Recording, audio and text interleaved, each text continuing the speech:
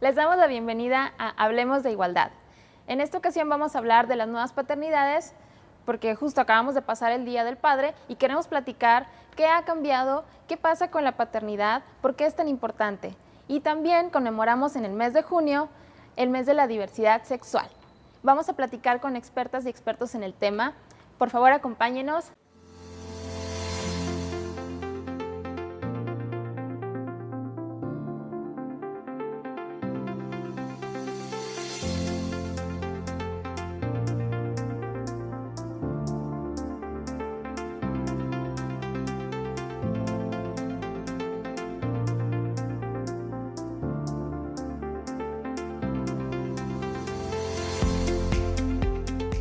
Hablemos de igualdad. Estamos en las instalaciones del Lab Nuevo León, un espacio cultural en el centro de Monterrey, al cual les invitamos a venir a visitarlo.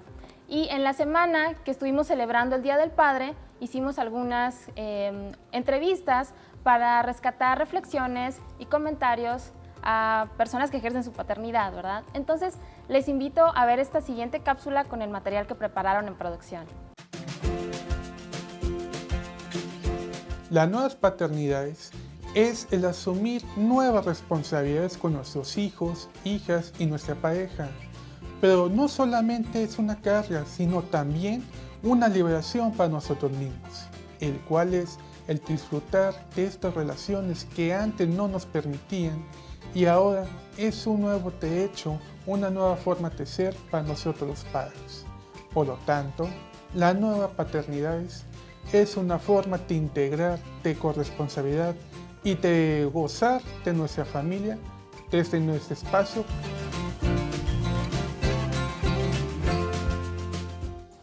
Y seguimos aquí en Lab Nuevo León y les quiero dar la bienvenida a nuestro panel de expertos en el tema de hoy, que es nuevas paternidades. Y tenemos aquí al licenciado José Eric Romo González y al licenciado Pedro Pérez, ambos del área del programa Ciudades y Espacios Seguros del Instituto Estatal de las Mujeres. Bienvenido, licenciado Romo, y bienvenido, licenciado Pérez. Y también tenemos al licenciado Alejandro Díaz, que es psicólogo y es coordinador de planeación e investigación del Instituto Estatal de las Mujeres. Bienvenido, licenciado. Muchas gracias. Y bueno, estamos aquí en este programa para hablar de nuevas paternidades una vez más y aquí nos van a acompañar para contestar algunas preguntas que nos hacemos en este tema que a lo mejor no sabemos de qué se trata la nueva paternidad y en todo caso pues la paternidad, igual que la maternidad, es fundamental en la formación de todas las personas, ¿verdad? Entonces quisiera comenzar con esta pregunta primero con el licenciado Romo, pero quienes quieran aportar, por favor, para ilustrarnos si existe una nueva manera de ejercer la paternidad y estas maneras, pues, ¿en qué consisten? ¿Qué es esta nueva paternidad? Sí, mira, es tratar un poco de salir de la paternidad tradicional, ¿no? que es muy directiva, que es muy impositiva, ¿no? En la que se utiliza prácticamente el ejercicio de la violencia, en el que yo soy el papá, yo soy el jefe de la casa, yo soy el jefe de la familia. Entonces está apuntando esta nueva paternidad a una más democrática, en la que se expresan más las emociones de una forma más abierta con las hijas y con los hijos. Sí. Además de lo que comenta Eric, es importante mencionar las políticas públicas desde el marco internacional que han venido transformando de manera social, cultural, económica este llamado a las nuevas paternidades. Como ejemplo, la Organización Panamericana de la Salud en 1995 pues nos habla de que el hombre debe de igual participar en estas políticas de salud reproductiva, de planificación. El Congreso del Estado en México en el año 2010 también nos invita a replantearnos este papel de ser padre, ¿no? Con todos estos cambios que venimos viendo, pues es invitarnos a irnos cuestionando, ¿no? Esta forma de educar, de acercarnos, de acompañar a nuestros hijos, a nuestras hijas. Entonces, sí se están dando nuevas formas de ser padre y pues podemos verlo desde el marco jurídico, social, económico, cultural, ¿no? Y gracias. No, qué interesante todo esto que menciona, que internacionalmente también ya se está hablando de eso y se están empujando políticas públicas, y eso es también lo que va a garantizar grandes cambios sociales, ¿verdad? Que no nada más se hable del tema, que eso es muy importante, pero que también se avance en políticas públicas, que se traduzca en acciones y que vienen desde las instituciones. Y justamente pues por eso, qué bueno que ustedes están impulsando ese tipo de proyectos, de programas desde el Instituto Estatal de las Mujeres, y queremos saber más de ese programa, por cierto, ahorita nos van a contar. Y licenciado, ¿usted nos puede platicar esta nueva manera de ejercer la paternidad? Sí, pues digamos, el concepto de nuevas paternidades tiene mucha relación con las nuevas masculinidades también. Entonces, de esa manera es una forma de ver tanto a los hombres de una manera distinta. Digamos, ¿cuántos tipos de paternidades y de masculinidades hay? Pues N cantidad, porque va a depender también de cada hombre cómo quiere ejercer su paternidad. Hay unas que son más predominantes que otras. A eso es a lo que se le llama, por ejemplo, la masculinidad hegemónica, ¿no? De que está sobre las demás, hay una que predomina. Pero ahora el replanteamiento del rol social que juegan los padres es algo que se debe de impulsar en todos los medios, en todos los ámbitos, pero también que se debe impulsar desde nuestra vida cotidiana. O sea, no podemos dejar de ser padres tampoco sin ver todos los roles que se generan desde la maternidad, ¿sí? Porque también los padres tenemos que adentrarnos en ese tipo de roles, tenemos que buscar la forma para que nuestras actividades puedan ejercerse a la par que la educación a nuestros hijos, o sea, entonces, y a nuestros hijos y a nuestras hijas. Entonces, sí hay una nueva forma de entender la paternidad, pero porque también hay una nueva forma de entender las masculinidades. Completamente de acuerdo. Y entonces, en estas nuevas paternidades, ¿cuáles serían los cambios que está haciendo la nueva paternidad de la paternidad antigua o de hace décadas, la que menciona ahorita usted como la paternidad hegemónica? ¿Qué diferencias ustedes encuentran? Vamos a empezar por acá. Sí, mira, quisiera hacer así como una puntualización. Pudiéramos definir la paternidad, bueno, la masculinidad hegemónica y la paternidad tradicional o también autoritaria, como una paternidad en la que se utiliza el ejercicio del control y del poder. Y por otro lado, una paternidad más democrática, más equitativa, con mayor utilización de expresiones emocionales, más a cargo de los hijos e hijas. Pero no es tan simple como definir tú eres un papá tradicional y tú eres un papá emergente o un papá que ejerce una nueva masculinidad. No, porque a veces un mismo padre en diferentes momentos podemos estar como que partiendo de un lado a otro, ¿no? Incluso con un mismo hijo o una misma hija. Para una situación soy muy autoritario y para otra soy muy permisivo y muy comprensivo.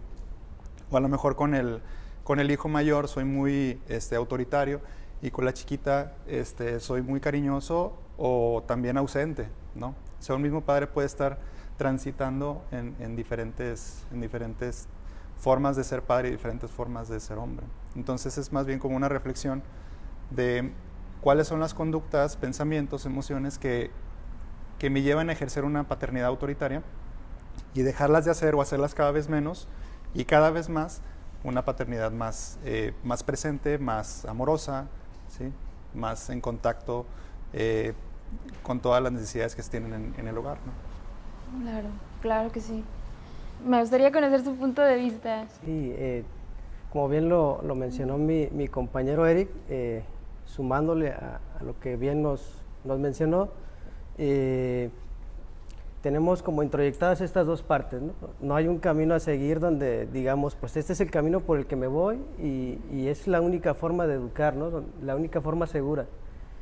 Tenemos introyectadas tanto el modelo tradicional como estas nuevas formas en las que se ha venido ejerciendo la paternidad, que habla de estos hombres que también reclaman el derecho a ejercer una paternidad.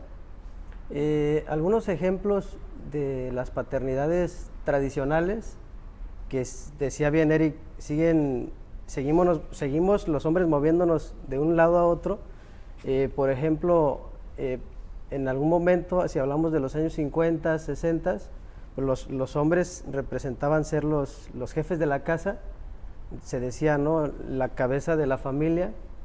El hombre que hoy día todavía sigue imperando, ¿no?, este mandato de ser el máximo proveedor, y de allí tener una dependencia, ¿no?, tanto los hijos como la propia pareja tener una fuerte dependencia de esta figura que es la máxima autoridad, que violenta, ¿no?, muchas veces al hijo, a la hija, a la propia pareja, que no hay un acercamiento afectivo, ¿no?, porque se consideraba en estos años, se consideraba que era un símbolo de debilidad, el mostrar ternura, el mostrar afecto.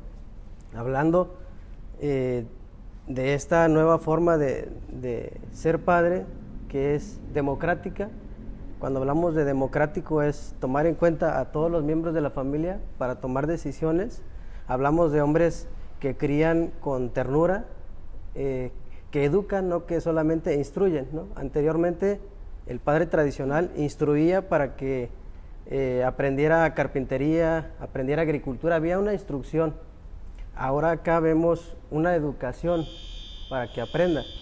Vamos a seguir abordando ese punto, pero vamos a irnos primero a una cápsula y ahora sí regresamos para seguir hablando de este punto que es muy importante.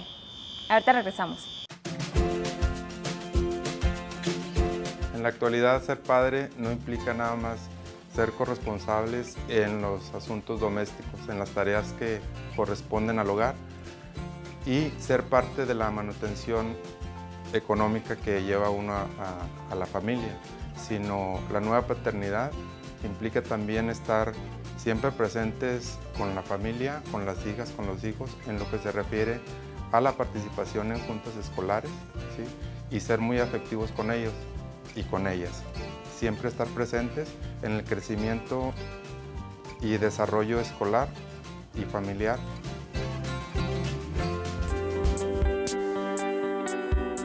Regresamos.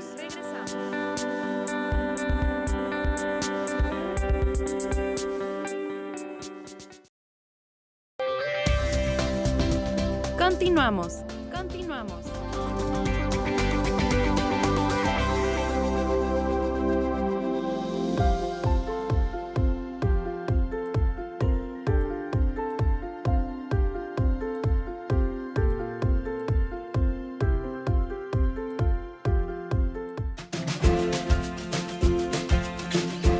En mi experiencia como padre, en la crianza de mi hijo, siempre me involucré desde su nacimiento, en la cuestión de lactancia, siempre estuve presente de la mano con su mamá. Actualmente, ya que está en primaria, siempre inculcándole el respeto y la buena educación hacia sus compañeros, sus compañeras, todo con los buenos términos de las nuevas paternidades. Me considero un padre que trata de involucrarlo en todos los aspectos, trata de llevarlo por el buen camino, siempre en el camino del respeto hacia las mujeres, hacia los hombres en general. Ahorita ya está en segundo de primaria, ya saben qué está bien, qué está mal, y uno como padre siempre tiene que estar al pie del cañón desde su crianza, su educación, llevarlo a buenos rumbos, también ver la manera de educación sin usar tanto el internet, que ahorita el internet los lleva a otras perspectivas de vida, pero es por eso que nunca debes de soltar a tu hijo y debes estar ahí siempre pegado con él en todos los aspectos de vida.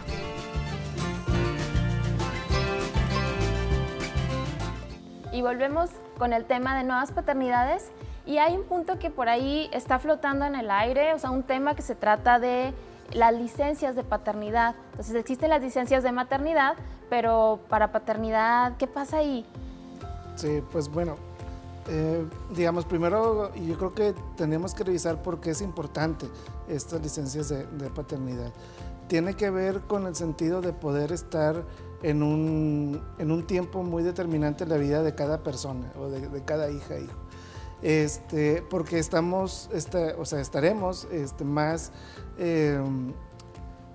compenetrados con nuestros hijos, podremos estar ahora sí que más cercanos, tener esa posibilidad de mostrar el amor a nuestros hijos, tener esa posibilidad de poder ser parte cada vez más cercana a este proceso de crecimiento de los hijos.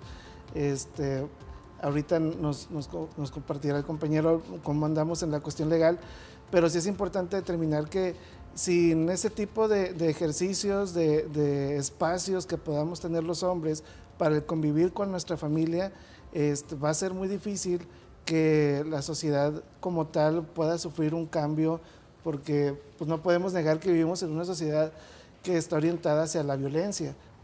Muchas gracias. Importante puntualizar eso. Sí, ¿Cómo estamos aquí en México? y sumando, ¿no?, a lo que bien nos comenta el licenciado Alejandro, pues es importante decir que en México pues es muy reciente el tema de las licencias de paternidad, es muy reciente, incluso hay empresas que aún siguen sin darlas, aunque sea tema de ley, se siguen negando estos permisos, ¿no? En México actualmente son 6 días, algunas empresas extienden esta licencia a más días, pero es tema de las propias empresas. Sin embargo, en Europa ya hay permisos de paternidad en algunos países que se extiende hasta 20 días, que tiene que ver con esta vinculación afectiva, ¿no?, con los hijos y las hijas, que decíamos bien, las políticas públicas que se hagan son muy importantes, ¿no?, para poder pues realmente ir transformando, ¿no?, esta forma de ser padres.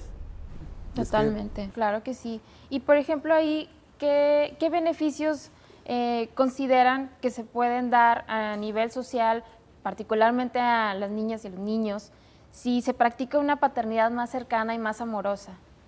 Bueno, esa es una pregunta muy, muy buena, porque nunca nos cuestionamos esto.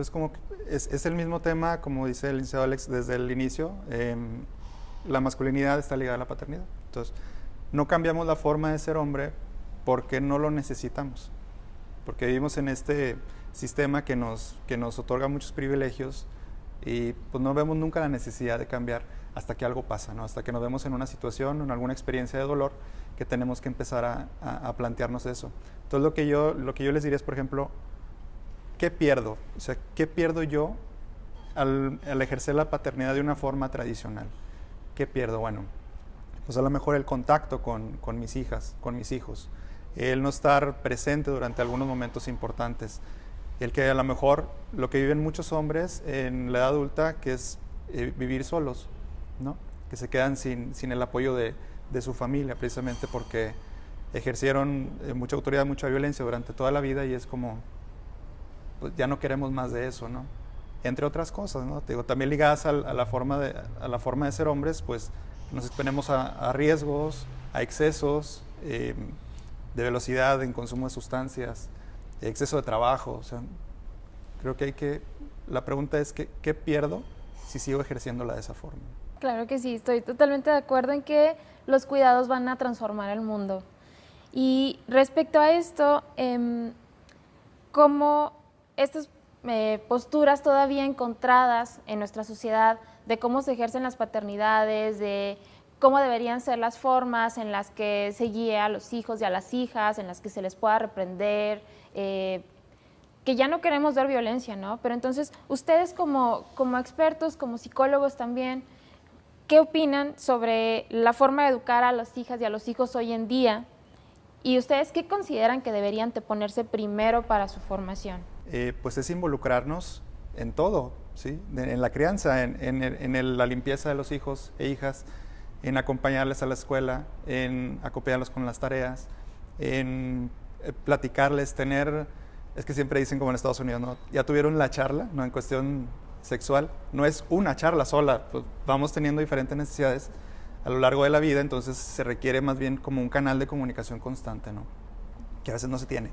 Entonces más bien eso, ¿no?, involucrarnos mucho en la crianza y la educación de las hijas y los hijos en todas las etapas de la vida. En realidad ya existen muchos manuales, ¿no?, de crianza positiva, de paternidades. El tema es cómo realmente concientizarnos y que me llegue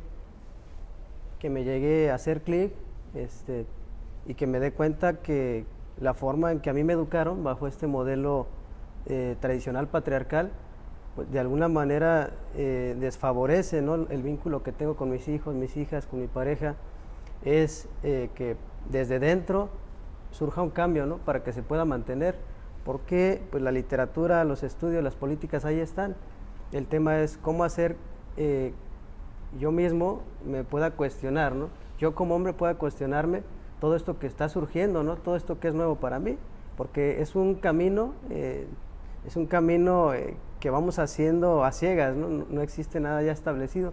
Sin embargo, yo creo mucho que tenemos que cuestionarnos, reflexionar, analizar, darme cuenta de lo que ya viví yo desde ser hijo y cómo quiero ser padre, ¿no? Quedarme con estas prácticas que a lo mejor fueron favorables y estas que no, estas que fueron tóxicas o que fueron dañinas, ¿no? Para mí es cuestionarme esto y buscar un punto, ¿no?, en el camino que diga yo, creo que por aquí me puedo ir, ¿no? Seguir investigando, seguir cuestionando. Sí, Totalmente. así es. Por ejemplo, aquí también tocas un tema muy importante que tiene que ver sobre cómo acercarte a este tipo de procesos como hombre, si estás interesado, porque generalmente este tipo de procesos los enfrentamos solos, o sea, generalmente no tenemos un acceso muy común para este tipo de temas o para este tipo de actividades, porque sí, o sea, existen manuales, teorías y todo esto, pero eso no está en el dominio común, o sea, eso está más, el dominio común surge otra cosa, ¿no? Entonces, ahí hay un reto que como instituciones de gobierno tenemos, que es a la par de tener este paradigma de atención hacia las mujeres por lo que están sufriendo, por lo víctimas que están siendo, también este otro paradigma de la atención a los hombres, ¿sí? Porque si no empezamos a desarrollar más acciones a favor de que los hombres puedan tener mecanismos de reeducación, grupos de apoyo, atención psicológica, etcétera, pues también va a ser más difícil que podamos reducir los índices de violencia, de cualquier tipo de violencia. Entonces, sí va a ser muy importante esta labor, y sí es muy importante que nos acerquemos a los grupos, a las pláticas y a todas las acciones que se puedan brindar, ¿verdad? Muchas gracias, licenciado. Y ya para terminar, me gustaría que les pudieran decir a los papás o a quienes planean ser papás, si se pueden acercar, de qué manera al instituto o algún programa para poderse educar o tener más información al respecto. Sí, bueno, pues el número general del instituto es el 2020-9773. Ahí pueden marcar y solicitar información. Y, por ejemplo, desde el área del área de capacitación, precisamente con mis compañeros, es donde tienen más información y temas sobre esto. Entonces, yo creo que ellos lo podrían complementar mejor. Sí, desde el área de capacitación tenemos un curso, una charla sobre masculinidades. Ese es un formato pues corto de 4 horas, pero también tenemos un seminario que ya está listo, y de hecho ya se está trabajando precisamente con personal de seguridad pública. Empezamos a trabajarlo, un seminario de 20 horas, pero estamos también ya empezándolo a extender hacia servidores públicos, ¿sí? Está diseñado para que puedan cursarlo tanto hombres como mujeres, pero en general va dirigido hacia los hombres. Y la intención es abrirlo después al público en general. Y por parte del área de ciudades seguras, pues tenemos ya algún tiempo trabajando directamente sobre la atención y la prevención y la atención del acoso sexual hacia las mujeres en el transporte público y en espacios públicos. Se está trabajando directamente con hombres que pertenecen al servicio del transporte público. Primero en la sensibilización y en el ejercicio también de protocolos para atender alguna situación que se presentara en tema de acoso hacia alguna mujer o una niña. Sí. Muchas gracias, licenciado. Bueno, entonces ahí está la información. Ustedes se pueden acercar, hombres, papás o quienes van a ser papás, o simplemente por seguir pues, informándose de estos temas. Y bueno, yo quiero agradecer muchísimo al licenciado José Eric Romo, al licenciado Pedro Pérez y al licenciado Alejandro Díaz por habernos acompañado en el programa e ilustrarnos de este tema de nuevas paternidades. Vamos a una pausa y regresamos. Regresamos.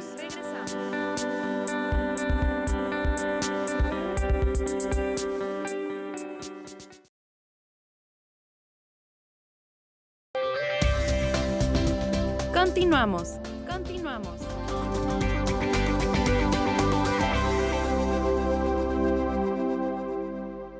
Seguimos en Lab Nuevo León y en este mes de junio también se celebra otra fecha muy importante y que hace referencia a la pluralidad, a la diversidad, y en particular es la diversidad sexual de la que estamos hablando, y por eso vamos a tener una cápsula en donde explicamos qué significan las siglas LGBT. Bueno, si no sabes qué significan, ve la siguiente cápsula. El 28 de junio es el Día Internacional del Orgullo LGBTTIQ+. Pero, ¿sabes qué significan las siglas? Lesbiana, mujer que se siente atraída erótica y afectivamente por mujeres. Gay, hombre que se siente atraído erótica y afectivamente por otro hombre. Bisexual, persona que siente atracción erótica afectiva por personas de un género diferente al suyo y de su mismo género. Transgénero, persona que se siente y se concibe a sí misma como perteneciente al género opuesto al que social y culturalmente se asigna su sexo de nacimiento, y quienes por lo general solo optan por una reasignación hormonal. Transexual, persona que se siente y se concibe a sí misma como perteneciente al género y al sexo opuesto a los que social y culturalmente se le asigna en función de su sexo de nacimiento y pueden optar por una intervención quirúrgica. Travesti, personas que gustan de presentar de manera transitoria o duradera una apariencia opuesta a la del género que socialmente se asigna a su sexo de nacimiento, mediante la utilización de prendas de vestir u actitudes. Intersexual, persona que nace con una combinación de características biológicas masculinas y femeninas, como cromosomas o genitales, por lo que la definición específica de su sexo biológico resulta ambigua. La intersexualidad es una condición biológica. Queer, persona que además de no identificarse o rechazar el género socialmente asignado a su sexo de nacimiento, tampoco se identifica con el otro género o con alguno otro en particular.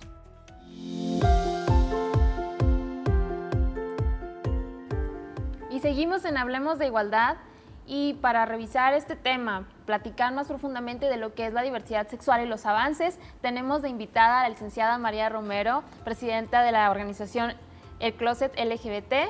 Muchas gracias por acompañarnos y bienvenida. Gracias a ustedes por estar al pendiente. Y ahorita se acaban de ver el acrónimo LGBTQ+, y no se lo sabían o no lo aprendieron, no se lo tienen que aprender de memoria. O sea, eso es algo muy importante. Lo que hay que saber es que existimos, la diversidad, estamos aquí y hay que respetarse. Entonces, sí es importante conocer, pero no se preocupen. También, ¿por qué viene el más siempre o por qué nos preguntamos todas estas cosas?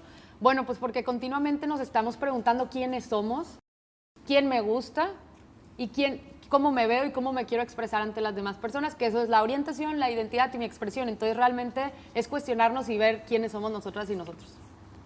Totalmente de acuerdo. Y bueno, María, cuéntanos por favor, hemos tenido un año encerrados en casa, todo el 2020, pero nunca dejamos de trabajar, la población diversa siguió avanzando también en trabajar por sus derechos, en la inclusión. Entonces, cuéntanos qué avances hubo en todo este trabajo, qué estuvo haciendo la comunidad diversa, la población diversa, y qué pendientes todavía hay a este 2021 en esa agenda. Aquí, por ejemplo, hablando de Nuevo León, hay mucha gente que no sabe que el matrimonio igualitario es una realidad desde el 2019, pero de hecho el Congreso local no hizo la modificación. Aún así ya lo puedes hacer de manera directa, sin necesidad de amparo. Vimos en estos días Sinaloa y vimos otro estado donde ya se vuelve a reformar, pero recuerden que estos son derechos humanos desde el 2015, hay una jurisprudencia. ¿Qué significa esto? Que ha habido tantas sentencias iguales que sí son nuestros derechos humanos, dignidad humana, libre desarrollo de la personalidad. Entonces realmente son temas jurídicamente superados, pero los congresos locales son quienes tienen que modificarlos. Aún y con esto, por ejemplo, al día de hoy, si tú eres servidor o servidora pública y quieres agregar a tu pareja al servicio médico, no han modificado en el ISSSTE local de aquí. Sí es importante. ¿Por qué? Pues porque en lugar de hacerlo como cualquier otra persona heterosexual, o sea, hombre y mujer, yo tengo que irme a un juicio de amparo, y eso es lo que hemos estado haciendo a través de la asociación. La asociación, entre otras cosas, brindamos asesoría jurídica de manera gratuita a problemáticas LGBTQ+. Entonces, el hecho de que me niegues el registro a mi esposa, pues es una problemática por ser lesbiana. En este caso era una pareja lesbiana. Entonces, hacemos juicios. En cuestión de población trans, por ejemplo, aquí también nos brincamos al Congreso, la verdad, y hay más de 200 personas trans en Nuevo León que han podido rectificar su acta de nacimiento, nombre y sexo legal para estar acorde a quién eres tú, con quién te identificas. El tema de la identidad, ¿no? ¿Cómo le hago para que mis documentos oficiales reflejen realmente mi identidad, ¿no? Exactamente. Eso es la identidad de género y eso es cómo tú te percibes, cómo cuando tú te ves al espejo, tú quién eres. Yo soy una mujer, por ejemplo, cisgénero, o sea, mi acta de nacimiento coincide con mi identidad. Pero hay muchas personas allá afuera y aquí en Nuevo León que no se identifican con el sexo asignado al nacer, ¿ok? Y las conocemos como personas trans. Entonces no se preocupen tampoco, lo que te digan eso es. Porque luego la gente dice, es que no entiendo muchas cosas. No se preocupen, simplemente escuchar cómo se está presentando la otra persona y qué te está pidiendo. Oye, yo me llamo María y me estoy hablando en femenino, pues continúa esa línea. Si tienes alguna duda, pregúntalo con respeto, si la otra parte lo quiere permitir también, pero realmente hay veces que no, son preguntas innecesarias. Entonces, para la población trans nos pudimos brincar al Congreso. Sigue siendo un juicio, pero un juicio bastante sencillo y que respeta los derechos humanos. ¿Cuáles son? Pues que sea sencillo, que sea rápido, que sea gratuito y que solo se base en la autopercepción. O sea, anteriormente te pedían dictámenes psicológicos y te pedían dictámenes endocrinólogos para hacer estos cambios, esta rectificación de datos. Actualmente no es necesario si tienes tu acta en Nuevo León. Y ahí es donde todavía tenemos un problema, porque la gente que no nació en Nuevo León y vive aquí no lo puede hacer de manera tan sencilla.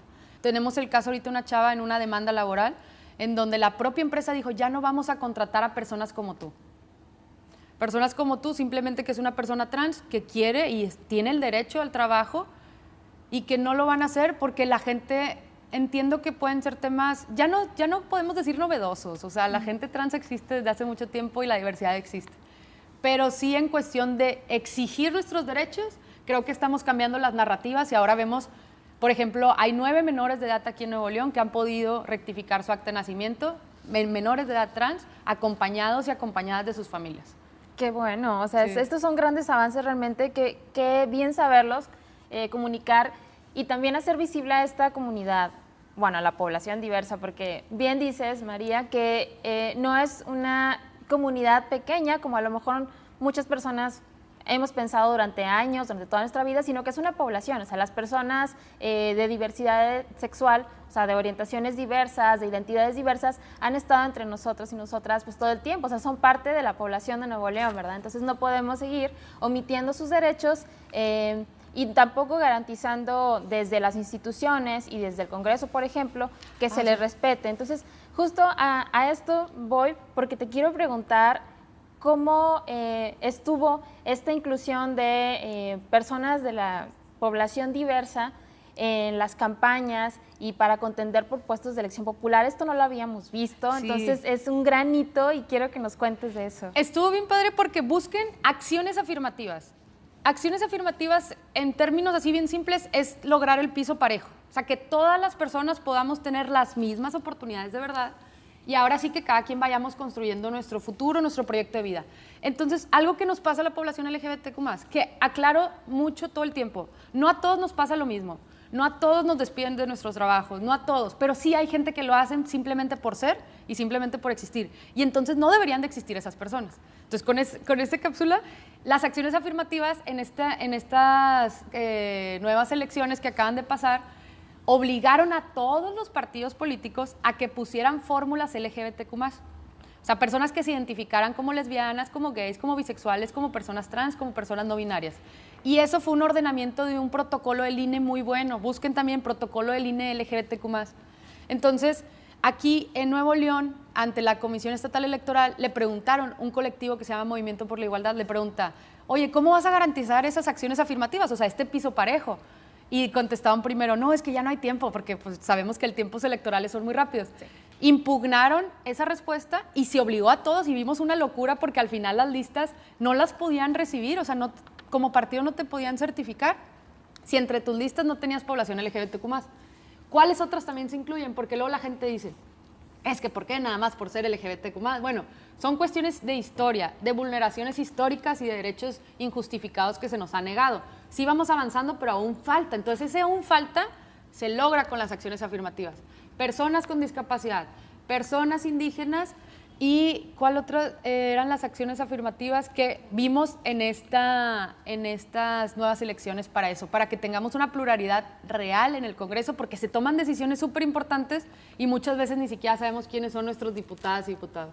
Justo, y además mucho menos se va a avanzar en la promoción de los derechos, en el avance de estos derechos y reconocimiento de las identidades diversas, si no hay personas en las instituciones, en el Congreso, que representen esos intereses, ¿no? Entonces, forzosamente ya tenía que pasar, ya se había tardado, pero tenían que estar estas personas diversas en las boletas, poder tener representantes de esta población. ¿Y quién más que nosotras y nosotros mismos que vivimos las poblaciones? O sea, exacto. Algo que pasa, y busquen también categorías sospechosas, grupos en situación de vulnerabilidad, o sea, las personas con alguna discapacidad, los grupos migrantes, personas indígenas, la población LGBT, las mujeres, niños y niñas, adultos mayores, todos esos somos categorías sospechosas. No significa que por serlo vamos a tener un trato preferencial, no, pero sí significa que hay que prestar atención porque casualmente por la sociedad sí nos van alejando de puestos de poder, de oportunidades, por ejemplo, una estadística triste en la población LGBT joven es que dejan la escuela. Por el rechazo, porque no se les respeta, por muchas situaciones. Entonces, o sea, hay una ola grande de problemáticas, otra vez, simplemente por yo que existo, simplemente por yo ser, por yo expresarme o por yo querer a alguien. Entonces, eso no puede seguir pasando y sí es importante que si tú no eres parte de esta población LGBTQ+, sí entiendas que ser aliado y aliada es sumamente importante. Apoyar, adentrarte. Va a haber alguien que tú conozcas cerca de ti siempre. Entonces, a lo mejor tú también, porque hay que dejarnos fluir y ese es el punto, dejarnos fluir para poder exponer. Imagínate poder ser libres, tanto que podamos tener un camino de vida sin problemáticas. Sería el sueño. Sí. Y precisamente por eso... otra pregunta que surge y que queremos que nos contestes es ¿por qué es importante adoptar una educación sexual integral que incluya los términos de diversidad sexual, pero también todos estos temas de diversidad sexual, ¿no? O sea, no están presentes en la educación sexual que recibimos, es bastante deplorable, entonces, pues, ¿cómo nos vamos a informar desde pequeños que todas estas personas están ahí, que nosotros podemos ser parte de esa población diversa? Esta pregunta es muy interesante, me gustaría conocer tu respuesta, pero primero vámonos a una pausa y después le seguimos. Regresamos.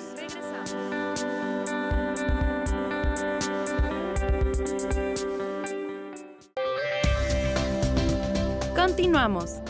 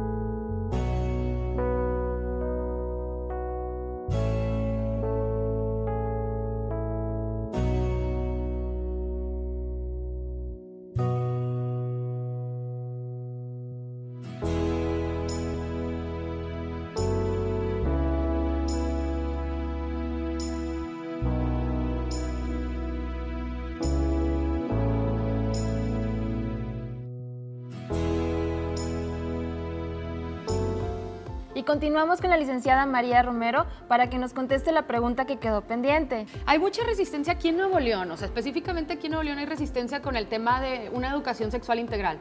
Esa resistencia hay que quitarla porque constitucionalmente tenemos el derecho a la educación y en la propia Constitución habla que la educación va a ser, parte de la educación está la educación sexual integral.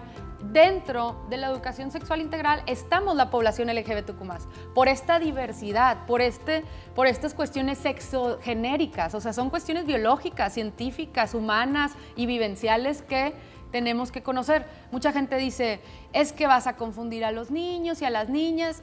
Recuerden, y algo bien importante es que nosotras, yo fui una infancia también, yo fui una infancia lesbiana y que yo crecí escuchando cosas negativas de ser lesbiana. Entonces, solo hay dos caminos. Si tú no eres LGBTQ+, o sea, si tu infancia no es, vas a crecer con respeto, conociendo que hay diversidad, sin prejuicios, sin tener ideas erróneas de quiénes somos las personas LGBTQ+.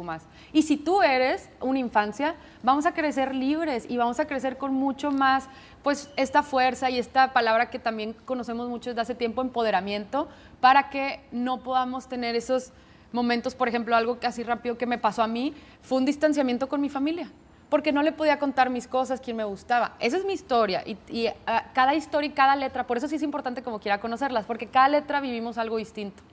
Entonces, la educación sexual integral es constitucional. Entonces, si hay resistencia, bueno, realmente estamos yendo en contra de la Constitución y los tratados internacionales, que es de este derecho a la educación. Desde la ciencia, desde las cuestiones fidedignas, los tratados internacionales y, bueno, toda la doctrina que ya tenemos reconocida. Claro. Y que esto también, este tema de la educación sexual integral con perspectiva de género e integrando a las diversidades sexuales en los temas que se veían, estuvo medio tratando de ser bloqueada por el PIN parental, ¿verdad? Entonces, sí, bueno, qué conflictivo es este PIN parental que muchos no sabíamos de qué se trataba. Todavía se quedó por ahí la duda de ¿el PIN parental me beneficia como padre o realmente era una simulación o de qué se trató? Realmente era una simulación. Hay grupos antiderechos que tienen un discurso muy bien armado y repiten y repiten y repiten y nos meten miedo que vean, eso es lo que únicamente que provocan. Tú como papá y como mamá, obviamente tienes una responsabilidad con tus hijos en la educación, pero claro, no se nos puede olvidar que los menores de edad sí son sujetos de protección, pero antes de ser sujetos de protección son individuos y las infancias tienen libertades también. Y esa libertad es tener información fidedigna y científica. ¿Por qué tengo miedo de que les cuente sobre diversidad sexual a mis hijos e hijas?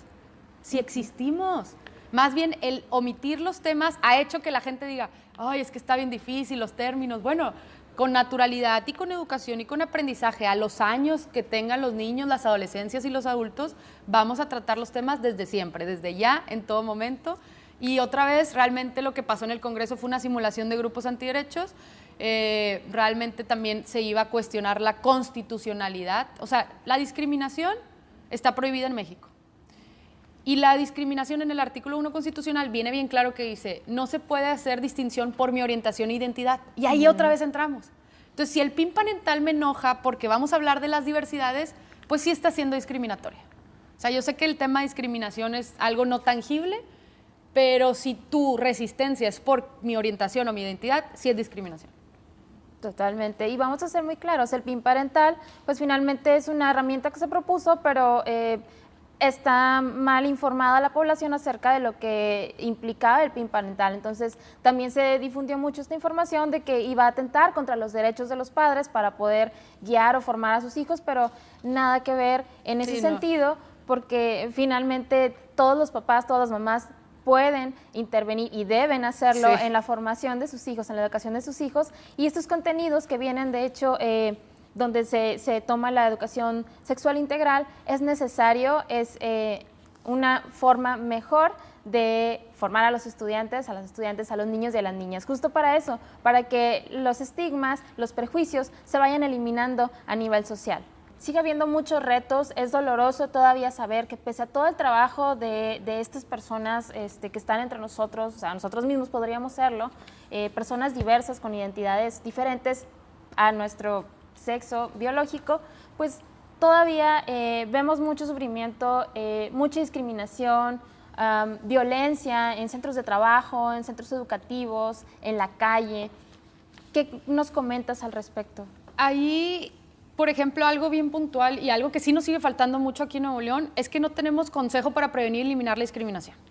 Es un ordenamiento que está desde el 2017 en la ley y que tenía 30 días la autoridad del Ejecutivo de aquí del Estado. Por parte de la asociación tenemos un amparo, un juicio ganado, donde va a obligar, pero pues ya los tiempos procesales son muy largos, porque es necesario. Ese consejo sirve justo para este tema. ¿Sabes cuáles son las sanciones del consejo? No. Tomar talleres de sensibilización, pedir disculpas públicas, que no se vuelva a repetir ese acto de discriminación. Un ejemplo rápido, aquí en Nuevo León, el año pasado, hace 2 años, sacaron de galerías, o sea, de aquí en Nuevo León, a una pareja de novios agarrados de la mano. Eso pasó hace 2 años. Entonces, si existiera ese consejo, no estamos pidiendo que vayan a la cárcel, aunque la discriminación sí es un delito penal. Pero pues hay que ver cuál es el impacto, ¿no? Como en cualquier otro delito. Pero a lo que voy es de que ese consejo sirve para eso, para sensibilizar, para sí recriminar lo que está pasando, hacer un alto a la discriminación. Públicamente las autoridades están obligadas también a hacer este ejercicio, entonces no es lo mismo que lo diga yo, María Romero, a que lo diga pues la institución, el ejecutivo, el gobernador del estado o un consejo que la ley ya dice. Entonces, como no existe el consejo, pues no podemos tener estas prácticas. Y entonces, como no tenemos estas sanciones, ¿qué es lo que pasa? Pues que sigue habiendo casos. Por ejemplo, ahorita tenemos un asunto de Loren Daniel Ibarra, que es un doctorante en psicología, era de docente y administrativo de la Facultad de Psicología de la UANL, y llevamos 4 años en juicio. 4 años en juicio en donde ha habido muchas omisiones desde la Facultad de Psicología. Sin embargo, sabemos que hubo nuevo rector en la UANL y estamos teniendo conversaciones con él porque estos temas son violencias institucionales. Y otra vez, no es echarle la culpa de manera directa a alguien, sino es cómo vamos a resolver. Pero por lo mismo de que, por ejemplo, otra estadística bien triste es que la discriminación que más sufren las personas o viven las personas trans es la laboral. Y al menos aquí en Nuevo León, en la Junta de Conciliación y Arbitraje, no existe un antecedente de discriminación.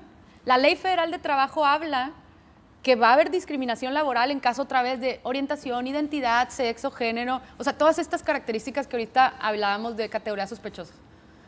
Entonces, ¿cómo me puedes explicar si la INEGI y la propia CONAPRED dicen que la vivencia que más se vive de discriminación a población trans es la laboral? ¿Cómo me puedes explicar que no existe una sentencia o en materia laboral se le llama laudo de discriminación? No, pues. Algo está pasando y ese algo somos nosotras y nosotras. Sí tenemos que hacer algo más, sí tenemos que estar al pendiente y escuchar las problemáticas que están viviendo las personas. Completamente de acuerdo. Y porque si no es una transformación desde la educación que recibimos en la escuela, irnos educando también ya como adultos, no es como ya no lo recibí en la escuela, ya no puedo cambiar mi forma de pensar o sensibilizarme en esos temas, tenemos que buscar las maneras, ¿verdad? Entonces, este caso que mencionas de Loren, pues puede ser uno de muchos millones. Y es muchísima gente que vive esas experiencias. Exacto, y que ni siquiera las conocemos. Entonces, estos casos están saliendo porque también hay mucho trabajo de organizaciones como el Closet, de que también la persona tenga toda la disposición, todo el coraje, los medios, la seguridad, la fortaleza para poder llevar adelante sus casos, y quienes no los tienen, pues cómo le hacen, ¿verdad? Entonces, hay muchos casos invisibles que no llegaremos a conocer, pero toda esta discriminación que todavía se vive hacia las personas de la población diversa es violencia. Es violencia y ahí es el esfuerzo extra de nosotras y nosotros. Si queremos un mundo más cordial, más sano, no tenemos que ser mejores amigos todos, o sea, ese no es el punto es que cada quien podamos tener un proyecto de vida y que no se me interrumpa simplemente por quién soy o quién me gusta. Okay. Y tenemos también actividades conmemorativas de estas luchas porque estamos conmemorando luchas, no son todavía, no estamos del otro lado, o sea, sí hay retos todavía, entonces se han ganado batallas, pero faltan muchas luchas por pelear. Vayan ahorita mismo, diríjanse a la Estación Regina, vayan a la Marcha de la Diversidad, este 26, va a salir ahorita el programa, vayan a la Marcha de la Diversidad Sexual aquí en Monterrey, Nuevo León, la marcha número 20. Físicamente sí va a ser con las medidas. Excelente, María. Entonces, pues ahí lo tienen. Vayan, no tienen que formar parte de la población diversa para apoyar a sus hermanos, a papás, a mamás, a tíos, a hijos, a sobrinas que son parte de esta población diversa. Entonces, únanse también a este movimiento, a esta celebración. Nos toca también aprender más sobre esta población y sensibilizarnos. Entonces, yo te agradezco muchísimo, María, que hayas venido al programa a platicarnos de estos avances, a platicarnos también de los retos, cómo estamos. Y bueno, pues así llegamos al término de este programa del día de hoy, pero nos vemos en el próximo miércoles a las 10 de la noche en repetición del programa del sábado a las 2 de la tarde. Y no se olviden de seguir nuestras redes sociales, es @mujeresnl, y también únanse a la conversación a través de las redes sociales o en los teléfonos 81 20 20 9773 al 76. Y muy importante también, si ustedes están viviendo casos de discriminación, de violencia, acérquense al instituto, pónganse en contacto en los teléfonos que van a aparecer en pantalla. Las líneas están disponibles 24/7, les pueden dar asesoría, les pueden ayudar con algún caso. No se reciben denuncias, pero sí asesoran desde el Instituto Estatal de las Mujeres. Acérquense, es su instituto. Muchas gracias. Muchas gracias, María. Nos vemos.